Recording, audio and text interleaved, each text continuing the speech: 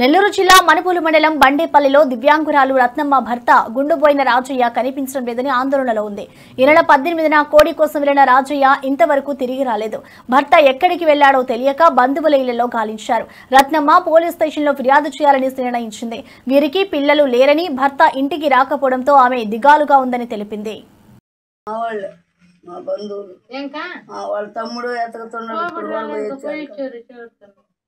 ఇప్పుడు కూడా పోయి వచ్చారు సార్. నిద్రలే పోలీస్ స్టేషన్ లో కంప్లైంట్ ఇచ్చావమ్మా? ఈ రోజు మధ్యాహ్నం ఇస్తాను అనుకున్నాను సార్. ఎక్కడన్నా పోగుడు కనుక్కుంది ఇవ్వకూడదు కదా అని ఈరోజు ఇస్తాను సార్. రత్నమ్మ నేను, నా భర్త పేరు గుండుబోయిన రాజయ్య. సరే, నా యాగవన 4 గంటలప్పుడు వెళ్ళాడు.